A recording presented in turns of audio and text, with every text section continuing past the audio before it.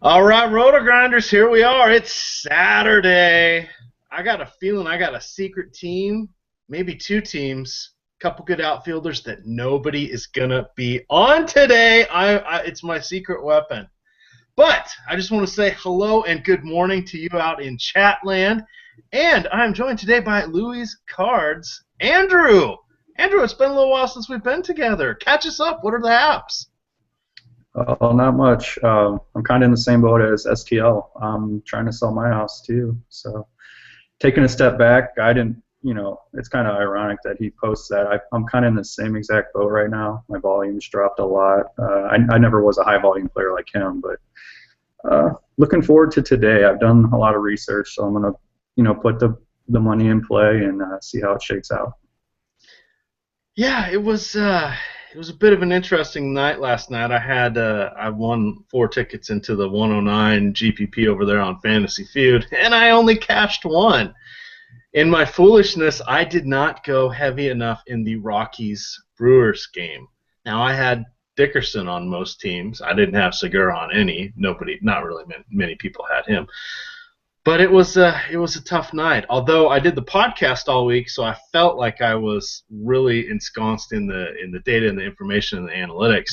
So I don't know what tilt is because I don't play poker, but I decided to chase after what looked like not a good night with late night FanDuel, and I pounded our old buddy Seth Smith, double dong. Did Yep. twice as good as I said he would on the podcast, so that helped me recover just a little bit. Always a good night when EMac pounds Seth Smith. Yes, there's like an entendre there.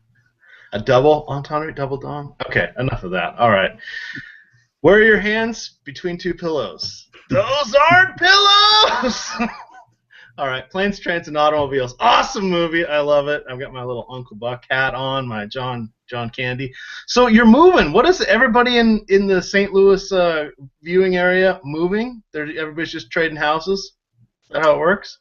Something like that. I think Justin's in Illinois, so he doesn't really count. But yeah, we're trying to sell the house and move into a little bit bigger one. Now that we have, the 2 kids, maybe look to get a dog, something like that. Yeah, I know. I got a dog. I got a 4-bedroom house and a dog. It's awesome. But I need room for all my Nationals hats. See, chat was counting how many there are. Here's another one over here. I don't wear this one very often. This is my Ethan homage flat brim hat. I just keep that kind of as a prop for when I need it. Especially now that Ethan is moving on to greener pastures. I'm sure you guys have seen the message board. He is off to DraftKings. He is back in his hometown of Boston. DraftKings is in Boston. Put those hands together. That makes sense. One of the better hires they're going to have this year, I think. But we will miss him. He'll still be around, though. But that does. You know what the good thing about Ethan leaving now is, Andrew? There is a good thing. What is it? Everything that goes wrong, no matter what it is, I'm going to blame it on Ethan. Hey, my analysis didn't work out. Ethan should have done it better. Blame the new guy. We got Cruzen coming in. Blame the new guy. There we go. Yeah, I'm covered.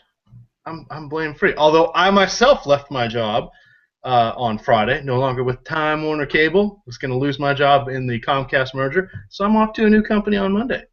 There we go. There you go. People selling houses, people getting new jobs. It's very exciting. But let's get into the DFS action. As always, whenever I am around, it is a what, Andrew? Adventure? I don't know. It is an interesting slate. There you go. Oh, gotcha. Yes. Always. So let's talk about pitching. Pitching's kind of all over the board.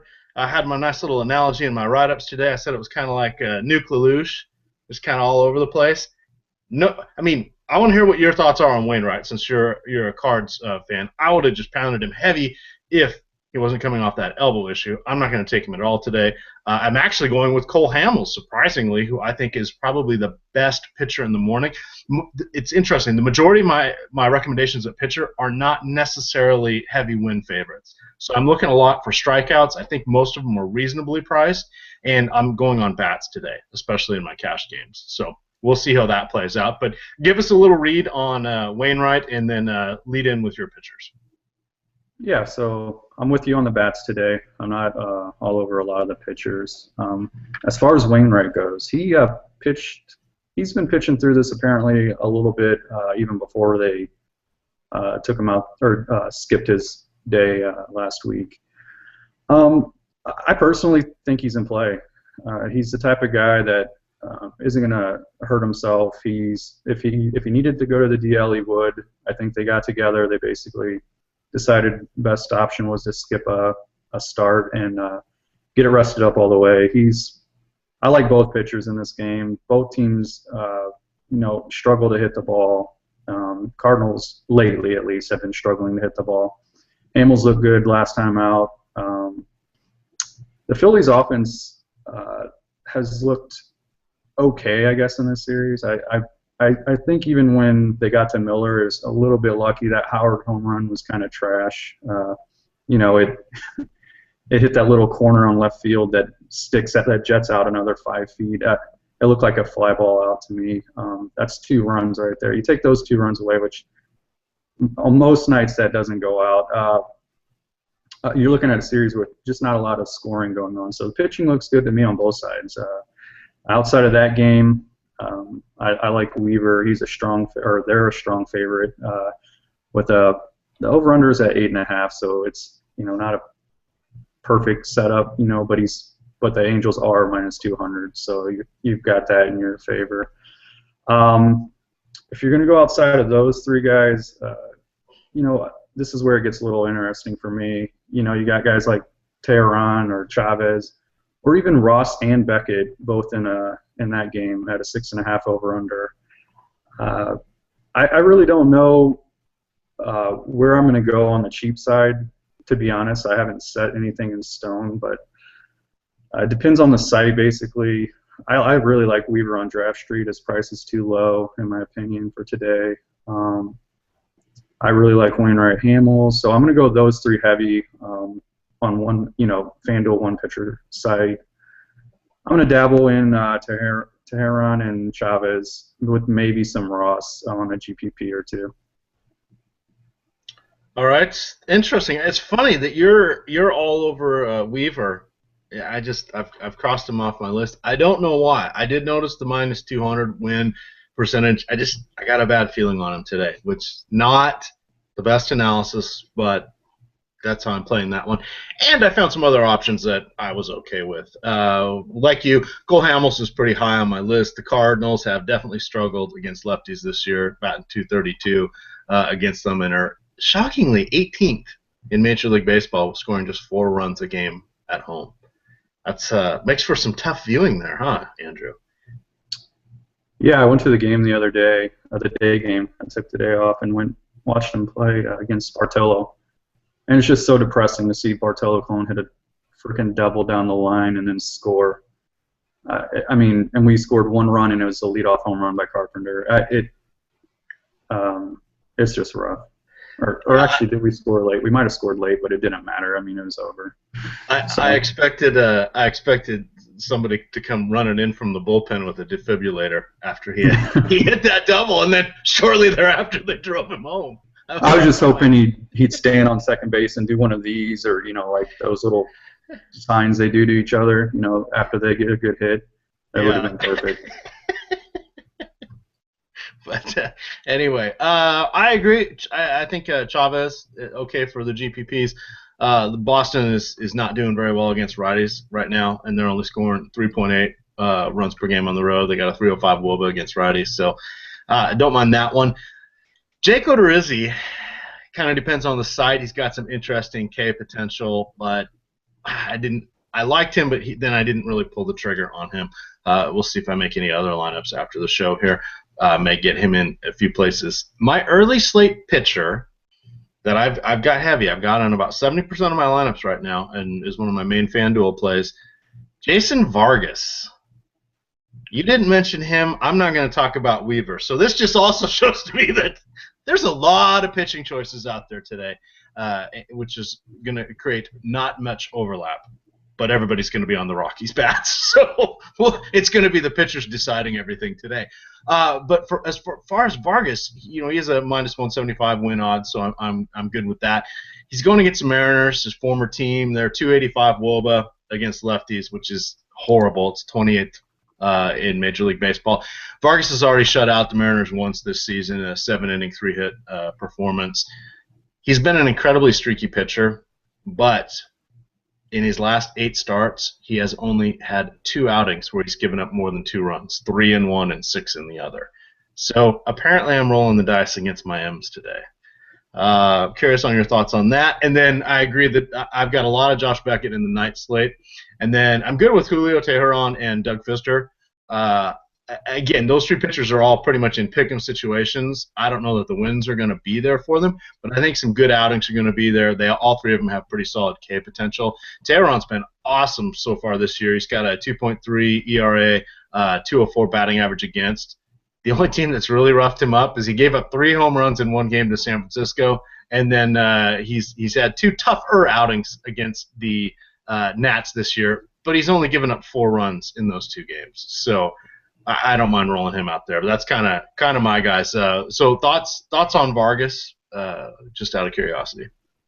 Yeah, so Vargas, I'm not on him, I'll be honest, but the reason why is he's a low K guy. He struggles against left and right, which I don't like to take guys that struggle, against both, because if they get in a jam, you're not really in the ideal situation to get out of it. The one thing he's got going for him is the Royals are hot. I mean, they're one of the best teams in baseball right now. That's kind of weird to say, but they really are. They're playing extremely well. They're pitching well. They're hitting well. I guess I don't hate the play. I'm just not on them myself, personally. All right, that's okay. You can be wrong. I'll be right today. It's good. I hope. Fingers crossed. Yep. We'll see how that one goes. You get to vote with your dollars in this one, for those of you playing along at home. And there's nothing more serious than voting with your dollars. So we'll see how that breaks out for us. All right, let's roll into catchers here. There's one catcher I really want. His name's Jonathan Lucroy. You may have heard of him. He's just so pricey, though. All of a sudden, 47 or 4,800 on FanDuel. When did that happen? But he's just been on fire. Yep. So I'll start by saying all the Brewers are in play today. Every single one of them, I think. And I'm not kidding. Lucroy is one of the top plays on their team. He has something like a 386 WOBA versus left dating back to last year. I mean, that's strong. And then you talk about the park they're in. You just add, even more of a benefit. The pitcher they brought up, he's not. He doesn't look like anything that's. I don't know why they're putting him in this situation personally. They had to have had another option. There has to be another, like a right-handed pitcher or something that they could have brought up with some decent stats. But for me, yeah, it's Lucroy, and then I like Mesoraco and Yachty today as well. Both have really good numbers against the splits are good for both of them. They're pretty close to Lucroy's actually, but you got your park factor in Cincinnati and Colorado, and then a sneaky guy that not a lot of guys are on, but has pretty good stats versus right is Salto Amakia. If you're going to go like a contrarian catcher in a GPP, or if he's really cheap anywhere and you need to save. He will strike out a bit, so be careful on Draft Street or anybody that's going to penalize you for that. But those are basically the 4 guys I'd run out today. Yeah, it was kind of interesting. I was sort of on Salty initially, but then he didn't make the cuts in my write-up, so I'm gonna have to go circle back on that one because I was all over him yesterday, and then I kind of remembered in the back of my head, yeah, we got to put him on there. But then as I was going down the list, I don't think I must not have gotten down far enough to see him. So embarrassing on my part. But I already like Devin Mesoraco. I absolutely agree with you. That he's in a great spot. He's up to 11 home runs now. He got one last night or the night before, I forget which, or maybe both. 353 average and 367 WOBA against lefties. Jason Castro, his numbers this season haven't been that great, but lefty-righty matchup. I think that that Odorizzi can be had by lefties. Castro, if we include numbers dating back to last year, he has 20 home runs and 500 at bats against righties, and 50 total extra base hits, counting those 20 home runs. So I really like him. And then we got John Jaso in the lefty-righty matchup today. I didn't know what to do with Ruby De La Rosa. I don't mind taking a few people against him. I remember I was not fond of him when he was the prospect in LA for the Dodgers, but he's looked good in a couple outings this season, so I'm going to have to recalibrate my thoughts on him. But Derek Norris left last night with an injury, so I think if Jaso gets started catcher, they're not going to pinch hit for him, so he should be safe. In the later games, the only guy I really like is Miguel Montero going against Vogelsong. Otherwise, I'm gonna punt on the night slate. I just couldn't find any other late catchers that I was looking for. So those are kind of my thoughts. If you look at the late slates, Andrew, is there any catchers out there that pop off the page at you at all? No, not outside Montero. I think I'm with you on that. It looks like a good position to try to find value if you can, depending on who's in the lineup. But outside of that, just go cheap and spend up elsewhere. There's a lot of good options at other positions. So there's no real need to stretch yourself out for a guy that isn't in an ideal situation. I just want to hit the chat real quick. We had somebody that asked, won't Lucroy sit day game after night? I don't think so. He's more of an everyday catcher. Well, he plays at first base also sometimes now. They're getting him in there one day a week at least. Right, but exactly, they're gonna try to keep him in the lineup whenever they can. I think he even mentioned it. They just rested him the other day. I'd be surprised if he's not in. You could be right, but so keep an eye on that. But I'd be surprised if he's not in the lineup today. All right, let's see. Oh, early slate. I don't know. Chat's kind of confusing me there. We like Hamels in the early slate. I really like Vargas. So those are kind of the main ones from that standpoint. I threw out a little picture there of Boggs Light in the L.A. Angels of Anaheim cowboy hat giveaway, kind of a dig at the Texas Rangers. It's a quality shot. I think we should all make that be our screensaver for the week. So, excuse me, I'm breaking up. It's such a touching photo, but I think we all ought to look at that. But circling back, yeah, Hamels and Vargas are really the only early guys I'm looking at. I'm staying away from Wainwright, and then late games, just circle back on pitchers. We like Beckett, Teheran at Pfister, and then a certain somebody likes Jared Weaver. Let's go on to first base here. I think first base in the early slate, you pretty much have to go with Morneau, either because he has 2 home run upside, or you got to block your opponent. What are your thoughts on that one? And this is funny because that's going against. There's also Jose Abreu's out there, E5's out there, Joey Votto out there. I mean, there's good batters there, but I think I'm just pretty much going with Morneau. I don't think you have to. Personally, I probably won't go with Morneau actually. I'm not saying it's a bad play. I'm just saying there are other options out there, to look at. You got Abreu and Miggy both in good situations here. You got a guy like Gabby Sanchez. You're talking about early only, aren't you? I'm sorry. Yes, at the moment. All right. Early only. I guess I don't think you have to. Abreu, as you say. No, I said Abreu. I'm saying it right now. No, I am working on my pronunciation. I'm just trying to bring that back from a couple of weeks ago. Abreu. No. Yeah, Morneau's a good shtick. It's me being an idiot is what it is. All right, so I'm going to stop interrupting. Continue on. No, I think outside of Morneau, I'd go Abreu for the early slate. I had somebody else that would. I don't think. Oh no. Yeah. So for the early slate, the only 2 guys I really think you need to go with. No need to pay down for first base if you're playing early only. Those 2 guys should do some damage today. You're not going to hate yourself for playing either one. Yeah, I agree. I think you pretty much have yourself covered. In the late slates, I love some Anthony Rizzo today going against Vance Worley, who is just not a good pitcher. he. I like to say that anybody that's pitched in Major League Baseball, they're in the top 1% of the top 1%. So I mean, compared to the rest of us, they're good, but he is just not good for that level of play. So I really like Anthony Rizzo. He's my home run guy tonight. If you are not on LaRoche, or pardon me, if you are not on Teheran or Pfister, I think you need to look at LaRoche or Freeman. You got two lefty first basemen going against righty pitchers there. Even if you're on them, I mean, I could see them being the only solo home runs of those games because I think Pfister and Teheran will be pretty good. But I don't mind taking those guys. And then Miguel Cabrera would be the other one because he's Miggy.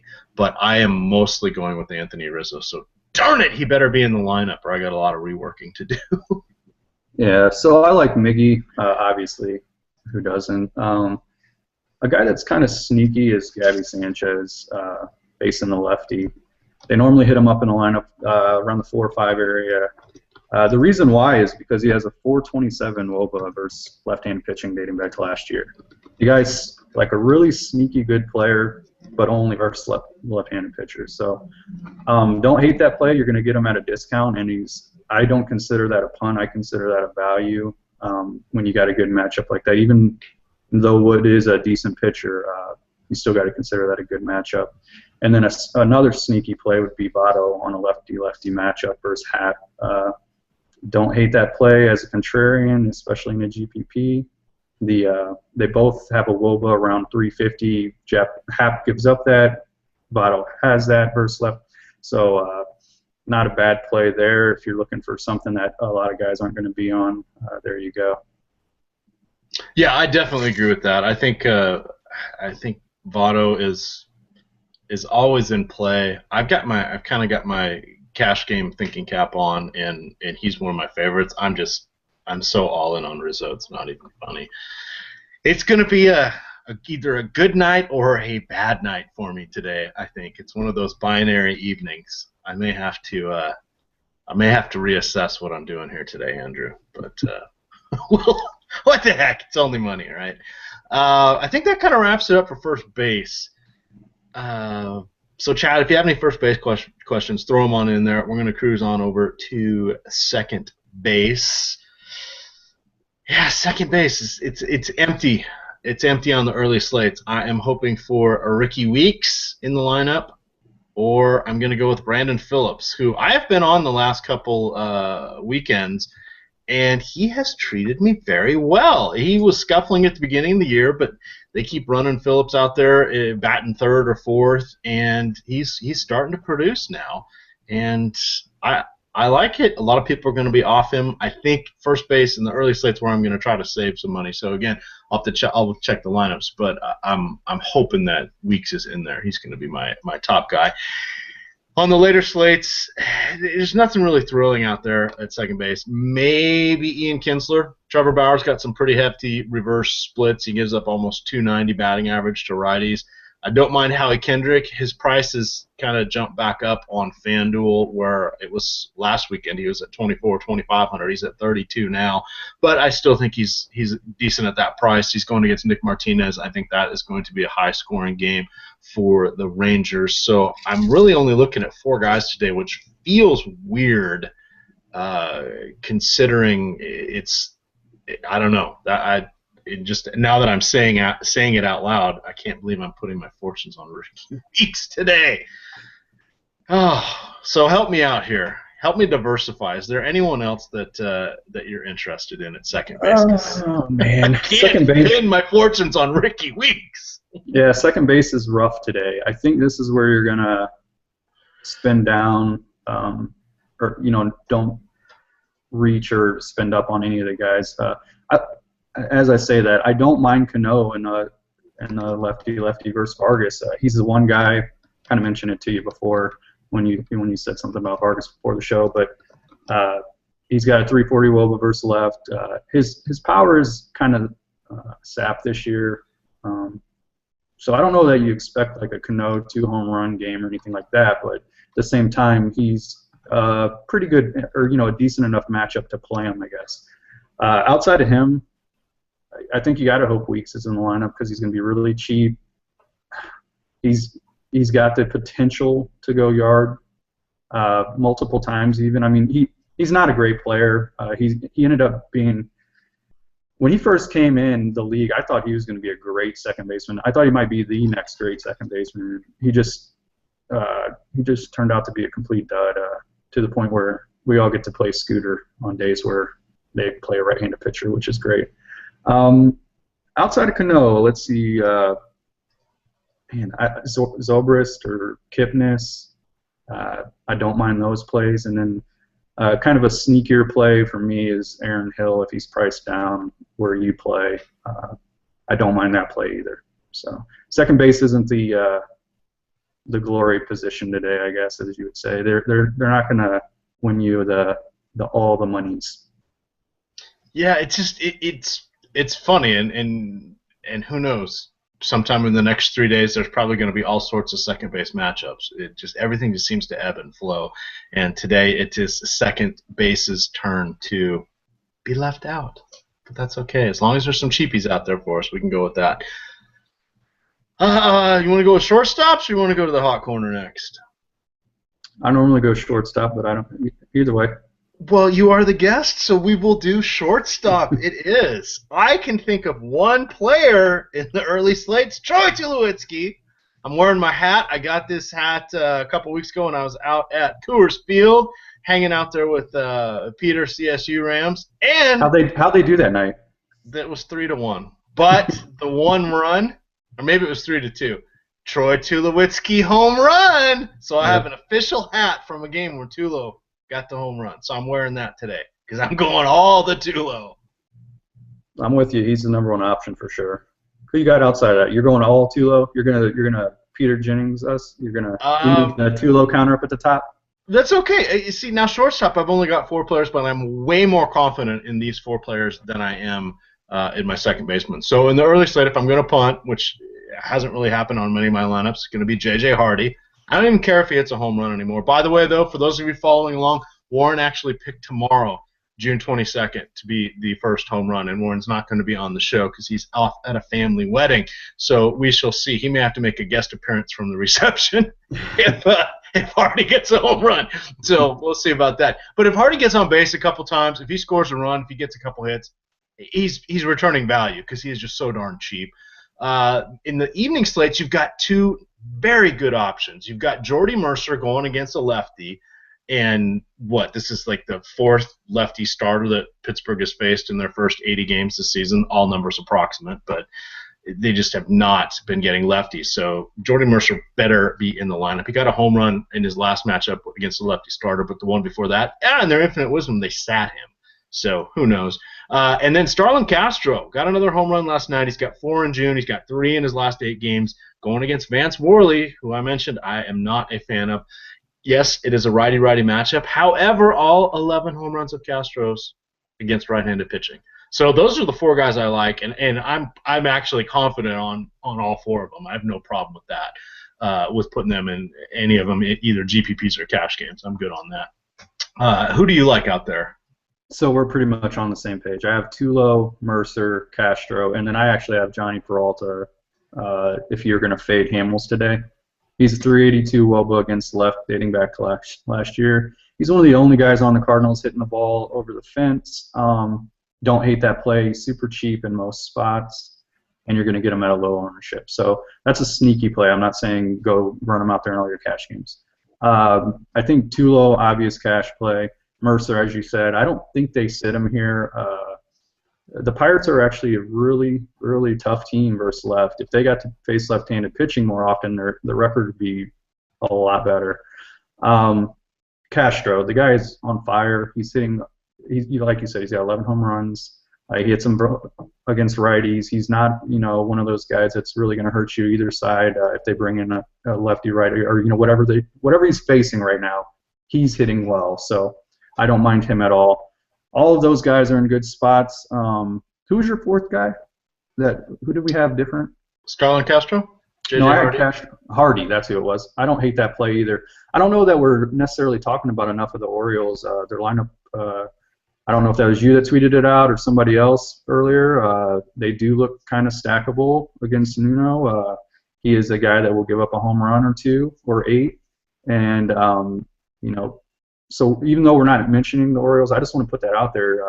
If you have a cheap Oriole that right-handed bat that you like, go ahead and stick him in there. Go with your gut. He's not going to be a bad play today against Nuno. Yeah, and Chat was mentioning you've got Steve Pierce out there. I think he's a good play. He's batting second. J.J. Hardy, who we mentioned. You got Manny Machado, who's pretty cheap. He's $2,300 on FanDuel. If you're going to punt third base, we'll get to third baseman in a minute. Jonathan Scope is out there. It looks like it should be pronounced Shoop, but it's really Scope.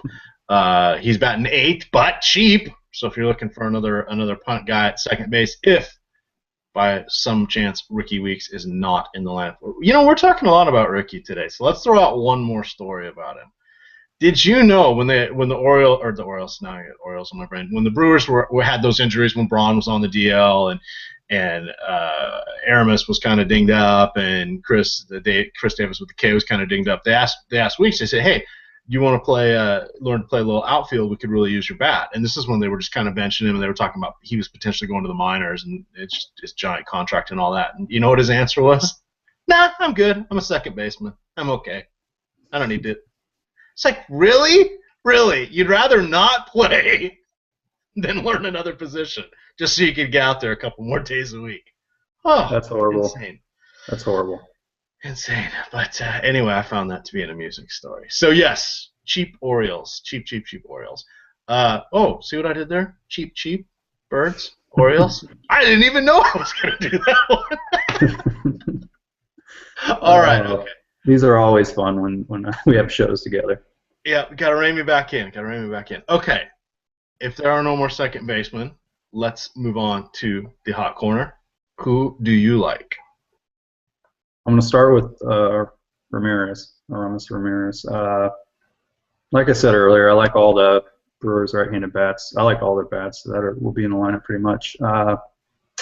Outside of him, I'd look at a guy like Frazier or even Donaldson. I know he's in a right versus right matchup, but if you look at the metrics, it's actually pretty good. He's up there as far as third baseman go in the top 5 for me today.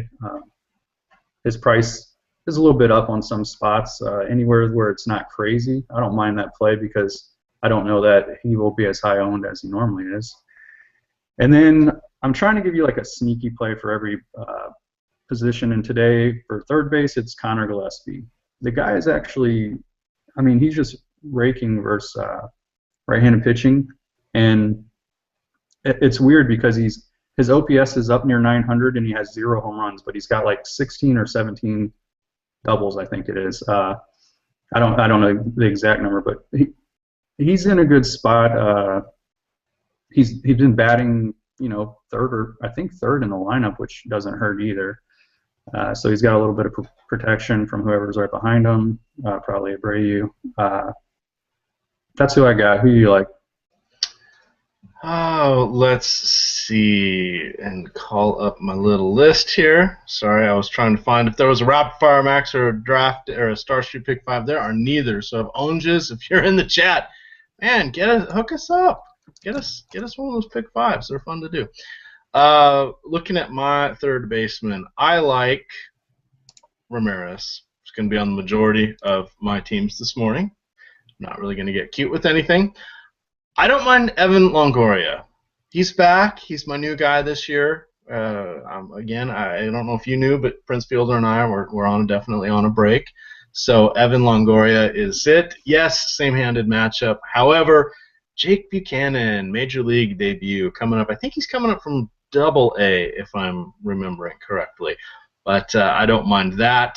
In the later games, I don't even know where to go in the later games. You can pay up for Beltre. As I mentioned, I'm not a huge fan of Jared Weaver. But if you look at the BVPs, only 15 for 71. It's a 210 average. So on the fence there. Carlos Santana, what do you think? Justin Verlander, are his sunny days behind him? I still don't. He's still Justin Verlander. I'm not going to pick him as my pitcher, but I don't know that I want to go against him. So then I'm kind of looking at Chris Johnson, who I think I was listening to the broadcast last night, and he's hitting like 400 over his last 15 games or something like that, which really hasn't made much of an improvement in his entire season-long average. So he's still cheap on most sites. So I'm kind of leaning towards Chris Johnson, and then just spend, and outfield and other positions. Yeah, for me, Johnson's one of those guys I target when they face left-handed pitching because he just rakes against them. I don't know about that one. I mean, there's enough other options for me today. If you're going to go with a cheap guy, or he should be cheap, I think, in most spots that I didn't mention before, and you're not on Wainwright, Cody Ashe could be a sneaky play. He's back up. Ringyak got hurt the other day. They brought Ashe back up, who was hurt. Kind of perfect timing. They swapped spots, and he's actually earlier in the season had a couple of really good GPP winning type games for some people. So, isn't he destined to be a DH? If I remember correctly, he's not a very good fielder. Cody Ashe. Yeah. Yeah, I don't really think he's in there for his glove. No. And then too bad they have Ryan Howard. Yeah, they can't hide him. They're yeah. They want to get his bat in, but they can't hide him because they got Howard. So let's hide him at third base. Nothing bad can go on there. They did it with Miggy, right? It's kind of weird, but that's the new place to hide him if you already got a. It used to be right field, but I guess some of these guys can't play right field. Miggy, that'd be hilarious, but yeah. Moving on. Oh God! All right. Let's see. What about we mentioned Machado? He's kind of cheap, so I don't mind him. He's so far down in the lineup, but his price kind of negates that at this point. But Kung Fu Panda, not really on the Giants today. I'm not sure why. None of them seem to bubble up. You would think I'd be on him or Pence today. And frankly, I'm trying to think about it. I don't think any Giants actually made it to any of my write-ups. Am I being insane for that? The one guy that kind of showed up was Sandoval for me when I go position by position. He was up there. I mean, I feel like you could go with 4, 5, 6 guys at third base and feel good about it, and which makes me wonder if it's not going to be one of those high-scoring positions today. Sandoval is definitely in play. He just didn't make my top 3 or 4 guys. And then let's see. Any thoughts about David Wright? For a little while last week, he broke the algorithms, or he was hiding in most of them, and he was actually below Chris Johnson last Saturday on a couple different sites. But he's an all-star. He's a great guy, great hitter. Would you play him today? And at this point, I'm pulling straws out of a hat. So I don't think so. I did like him the other day facing the lefty. Today, not so much. For me, it's as crazy as it is. Wright is only going to be in play for me versus lefties until he can prove that he's going to put a little bit more power in the bat versus the righties and not just. It seems like he's almost just up there trying not to strike out rather than trying to hit. If you watch some of the games, you'll know what I mean by the weak ground outs to the second baseman. He doesn't look right against right-handed pitching. That reminds me of an interesting stat that's kind of come into play. I was watching, I forget who was doing it now, but one of our shows yesterday. You know how not everybody, but WOBA has kind of become it's a good representative metric. It takes into account batting average, and then it factors in how many bases they get on the hits, thus weighted on-base percentage. So it's a nice feature. You want somebody that's got about a 350 or better. That sort of equates to like a 290-ish hitter. What is sort of masked in it sometimes is if somebody's getting a lot of singles or if somebody's just getting a lot of extra base hits. It can fluctuate. So it's not always the best to have in its own, but there is no one good metric. But everybody now it seems like we're all leaning towards WOBA, and Chop was on the show earlier this week, and he was saying that he was making his case for batting average, which I think batting average against is just a fine metric itself. But there's another one that people are kind of going to, and God darn it, I wrote it down. I can't remember which one it was now. Shoot. But tell me a little bit about your thoughts on some of the metrics you use, since we have a couple minutes here. I was going to say I like to look at the triple slash because you can see the average, you can see on base percentage, you can see slugging, and you want it to be sort of 300, 330, and anything over 400 is pretty good. You want an OPS, anything over 800 is pretty good. And when I say pretty good, that's when you're willing to put some money on the people, which puts them in about the top third of the league from that standpoint. But what are some of the metrics that you like to look at? So I look at a lot of different metrics, but what I weight heavier than anything else is weighted on base average and OPS. If you have a high OPS, you're hitting the ball hard and getting on base, you're a guy that I want in my lineup that's going to give me some upside. If you have a high weighted on base average, again, you're a guy that typically is going to be productive when those matchups or those splits tend to be higher.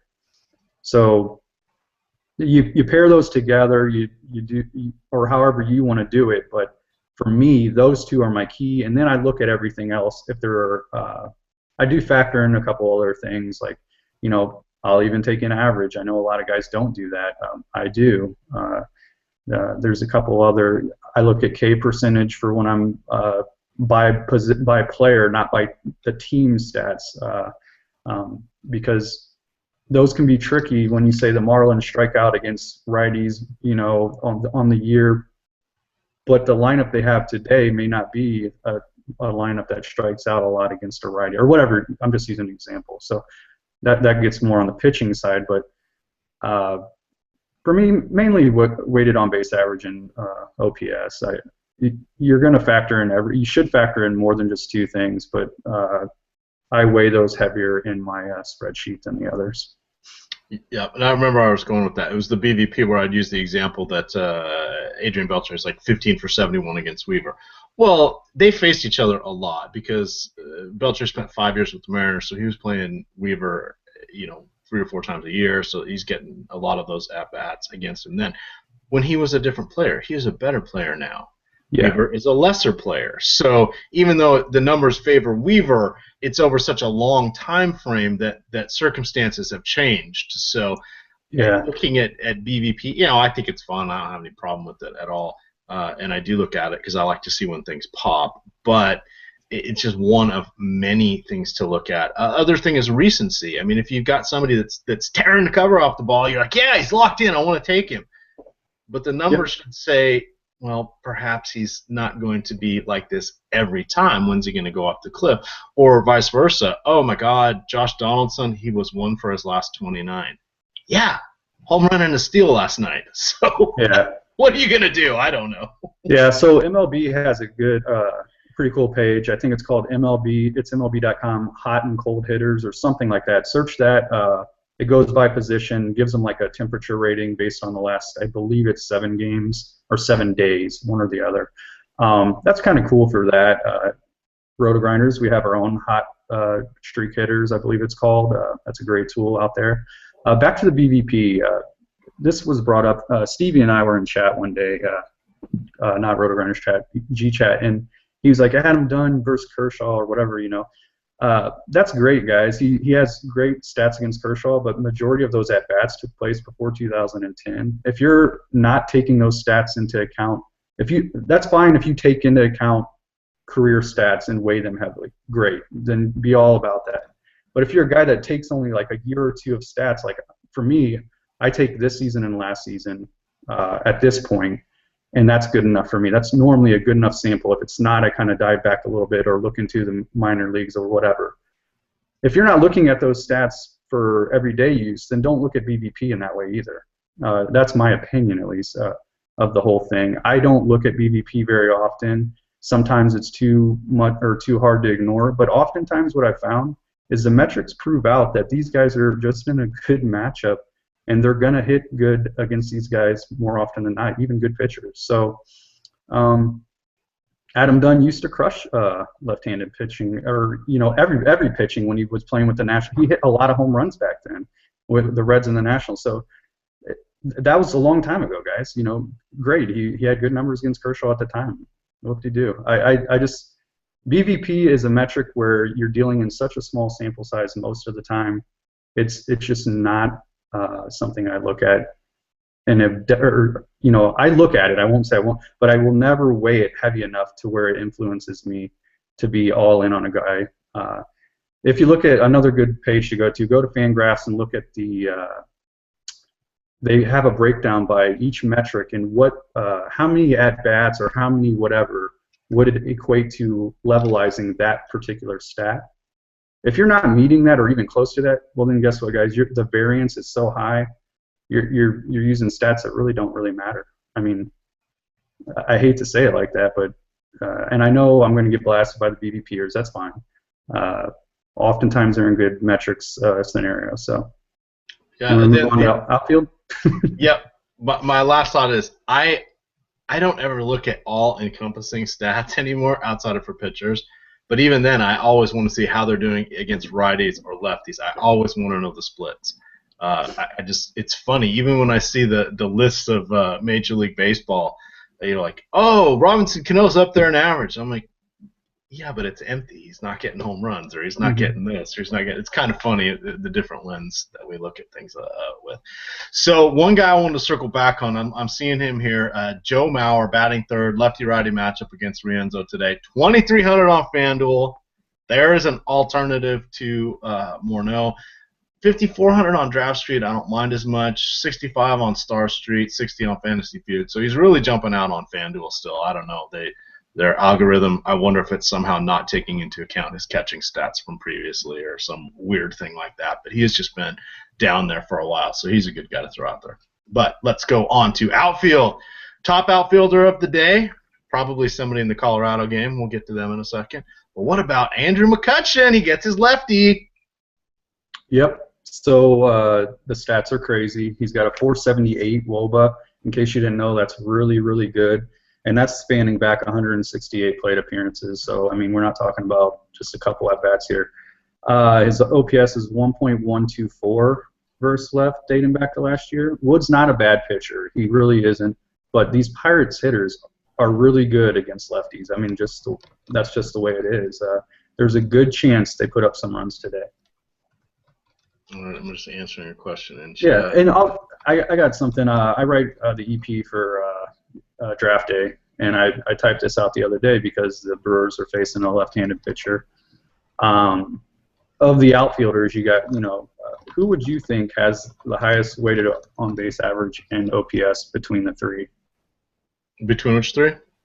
You got Davis, you got Gomez, and you got Braun. Who you taking there as the guy that has the highest weighted on-base average and OPS? Gomez. I'm taking Gomez. Yeah, it's actually Chris Davis. Is it really? Yeah, and it's 115 plate appearances, so it's a little bit smaller than Gomez and Braun, but it goes Davis, Gomez, Braun, dating back to last year. So he's a guy that, and this was even earlier in the season, I was taking him because he was under the radar, but he just mashes left-handed pitching. I think he hit another one last night. He's actually my number one guy.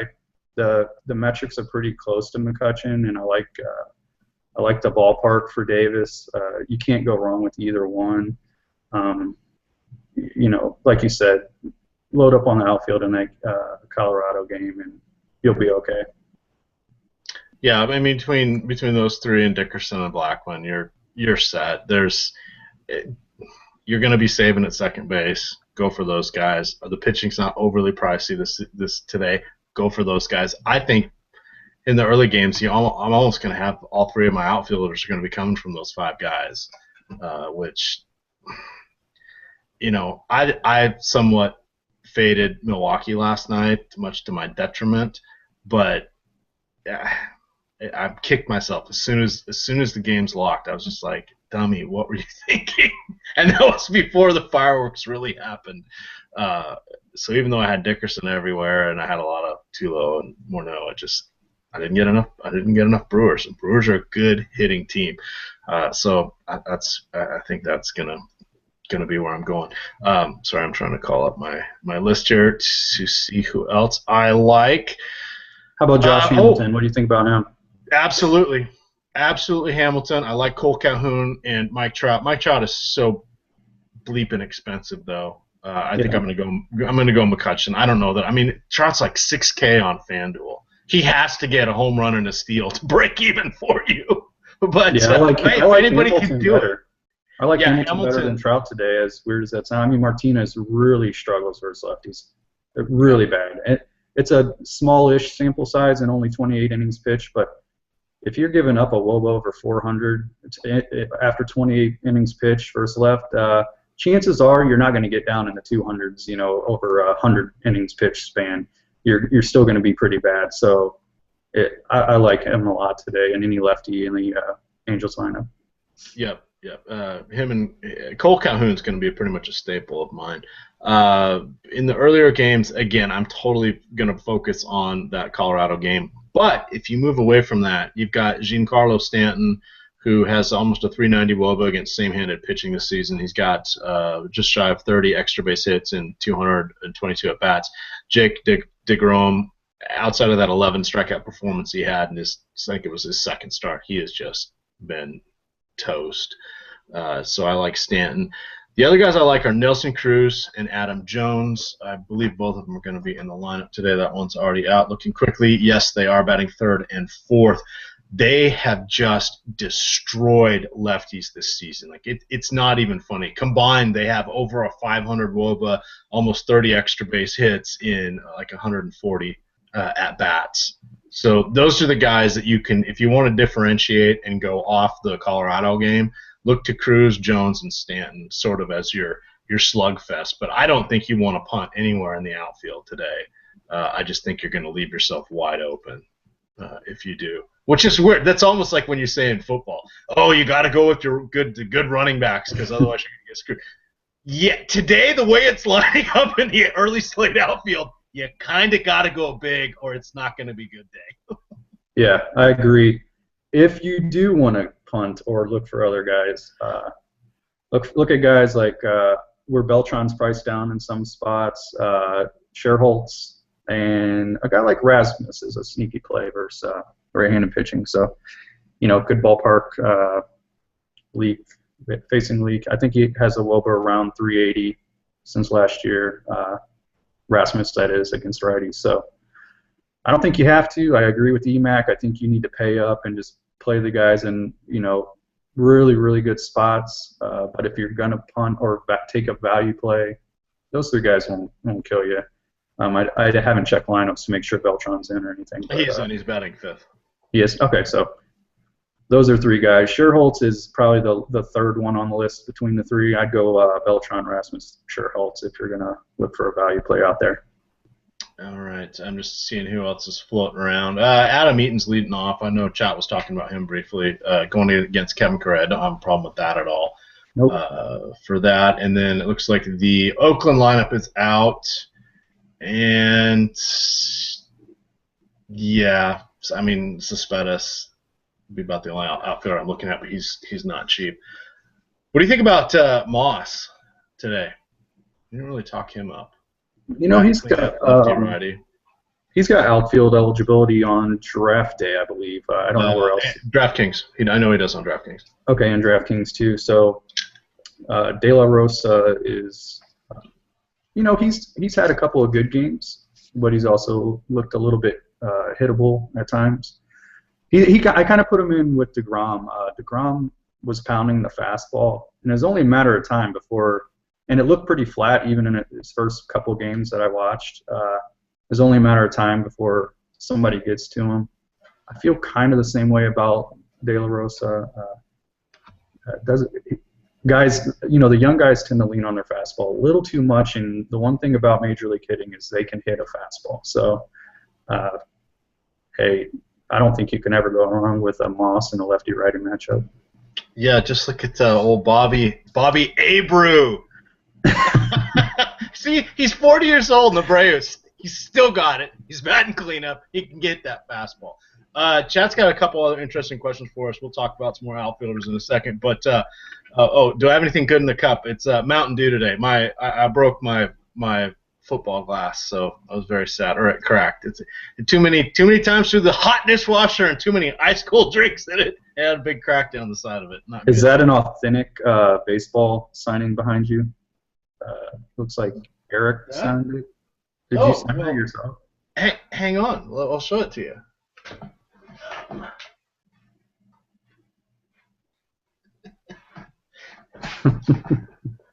So my wife's really good with she likes to paint a lot of pottery. So she got this and she made this for me. This is actually you put a little light in the bottom of it, and it for whatever reason it's cutouts. So has your name.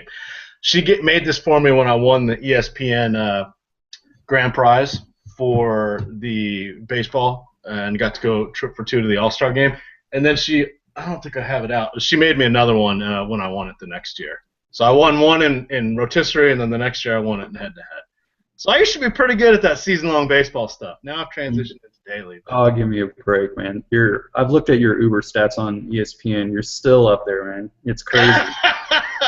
Well, I'm not top 10 anymore. I'm like top 20. So. Oh, you're not top 10 out of millions of people. Oh, damn. What are you gonna do? Anyway, I wanted to see. Let's look for some. I'm trying to call it up, but because we got this bleeping Google Hangouts, everything's really slow. So I'm gonna call up. I want to get some DraftKings cheap pitchers for people in the early slate. There's only 6. I'm not playing early slate DraftKings. 3 games. Come on, really? DraftKings. God damn, you guys got to figure out your schedules. You got late lock. Go from 1 through the 4 o'clock games. We'd play a ton, but you're going to be stuck with Jason Vargas, Bud Norris, Chris Young, Kevin Correa, Vidal Nuno, and Andre Rizzo. Great. Jason Vargas, 90% owned in the majority of the games. Those other guys are just going to who's not going to get hit like a piñata. Oh, yeah, I hate that. Take 6 craps in a toilet and pick the littlest crap, I guess. I don't know. That does not look good to me. I'm not playing that either. The thing about DraftKings, they have late swap. These guys need. I know they say they had surveys and all that. I love DraftKings. It's my own base. I love DraftKings. They need to fix this Saturday slate where they add more games. They have to do it. This is awful. It's unplayable. If you play this, you're a degen. There's no reason to play that. No, that's not even going to be fun. Here's another random interesting one, which I'm not against. But Draft Day, I noticed they didn't include the 1 o'clock game, so they're starting everything at 2 randomly. Which, I mean, I'm not against. I'm okay with it because there's a boatload of games at 4 o'clock today. This is one of those weird schedules where there's a 1 o'clock, a 2 o'clock, a 3 o'clock, and there's like 7 games or 6 games at 4, and then the rest are night games. But a 3-game slate when you got a full 15 games, unacceptable. And I agree. I love DraftKings, but not today.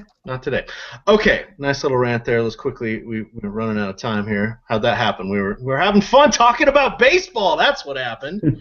Other outfielders: Rajai Davis, Torrey Hunter, Austin Jackson going against Bauer. Bauer in his reverse splits. Be careful with Torrey Hunter. He's the guy I like the best out of all of them, but he's missed the last couple games. He's a little dinged up. I don't know if he's going to be in or out. Play him on late slates only. If he's in, I like him. He usually is batting second these days. And then the Angels. Really, we already mentioned them, but Calhoun, Hamilton. I think you got to put McCutchen in there. Probably go with Marte.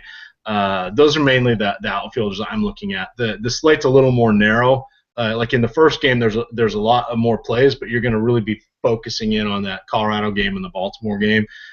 In the late slate, you really are looking at somebody from Detroit, somebody from Anaheim, and Andrew McCutchen, in my opinion.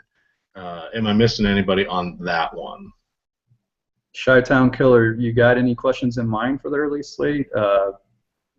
He said we don't help others who are playing the early slate if we shit on it.